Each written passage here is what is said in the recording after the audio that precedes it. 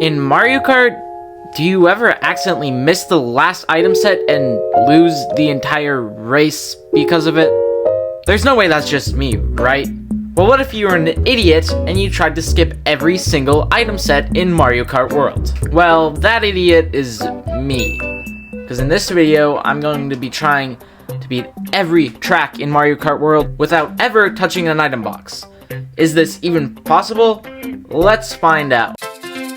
Hey, don't play the title card yet. We need to set out some rules for this challenge first. Rule number 1, no using items to skip the item set, because that would completely defeat the purpose of this challenge. Rule number 2, I'm not going to do any intermission tracks, because literally every single one of them you can just drive around the items. Rule number 3, have fun. Okay, who wrote this? The first track I tried was Desert Hills, where you can literally just drive around every single item set. Lame! And I soon realized after trying a few other tracks that basically every track in this game are just like Desert Hills, where you can just drive around the item boxes. This instantly marked off some of the simpler tracks like Peach Stadium, Moo Moo Meadows, Sky High Sundae, DK Pass, Peach Beach, Dry Bones Burnout, DK Spaceport, Mario Circuit, Dandelion Depths, Chocolate Mountain, and a faraway oasis. The first interesting track of this adventure was ironically the first track in the entire game, Mario Bros. Circuit. I know you probably wouldn't expect this track to have an unskippable item set with its very simplistic design. So obviously the first item set was really easy to get past. But then you get to the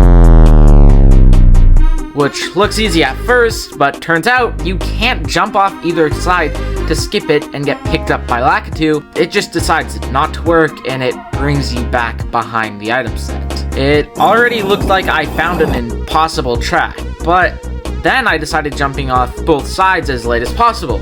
On the left side, it didn't work. But on the right side, I jumped onto this small little island, which gave me just enough air to get picked up by Lakitu right in front of the item set.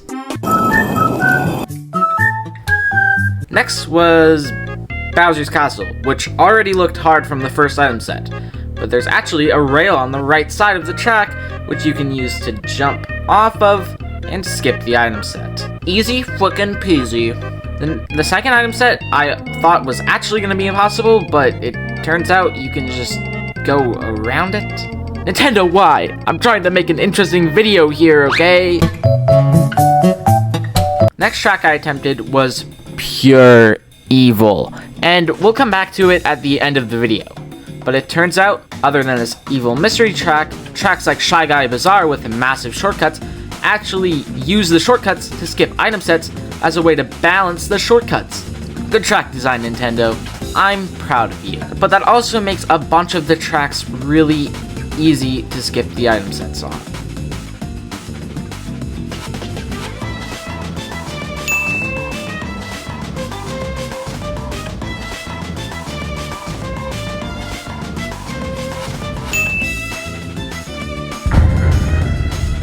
Cheap Falls had 2 easy item sets, but one of them was hard.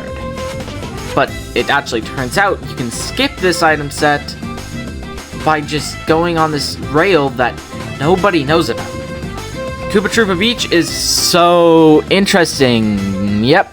And how about while we watch this amazing Koopa Troopa Beach gameplay, if you're enjoying the video, maybe you could click that subscribe button, because I'm trying to hit 5K by the end of the year, and I'm 4K off. Starv Peak has one really cool item set skip, and I'll just show it to you. Toad's Factory is one of those tracks that looks way harder than it actually is, because you can just jump on the side of the wall and you're done. Alright, now we're on the top 5 hardest item sets to get past in the entire game. Yeah, I know, that went by fast. I found that Airship Fortress felt impossible at first, but it's only because these wall rides are unusually inconsistent. Next was Salty Speedway, which had some weird spots that didn't look very possible. You can skip the first set with this weird jank technique, and the second set you can skip by doing a shortcut. But the third set is just pure jank.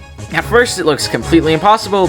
It turns out you can clip the end of this rail and just go around. Next was the big booty track, Rainbow Road, which looked fine until you realize the first item set was just like Mario Bros. Circuit, where you respawned back behind the item set instead of in front of it. But it turned out you didn't even need to fall off to do this one. To get around, you just had to do the literal hardest trick in the entire game.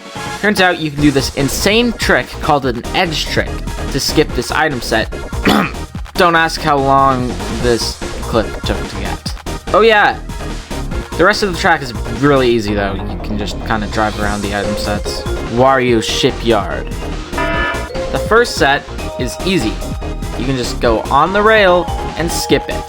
The second set, you can kind of do the same, but then we got to the third, which I thought was completely impossible because I couldn't wall ride this wall, and that was about it. But it turned out I was just really stupid. Yep, make fun of me in the comments. On the left of the track, there's actually a rail you can ride on. That just skips the item set. And finally, we're at the final track, the most evil track in the game, Wario Stadium. The first two sets can be skipped by just doing the shortcuts, but the problem is the final item set.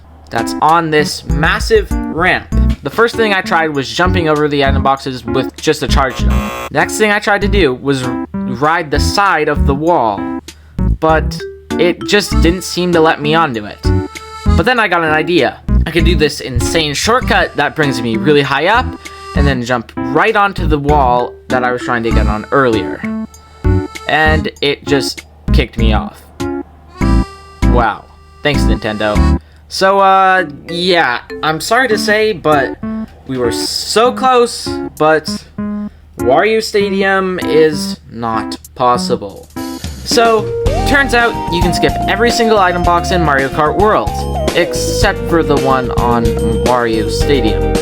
Most boxes can just be skipped by evading them, just like what I do to my taxes. Uh-oh, gotta go, it's the IRS.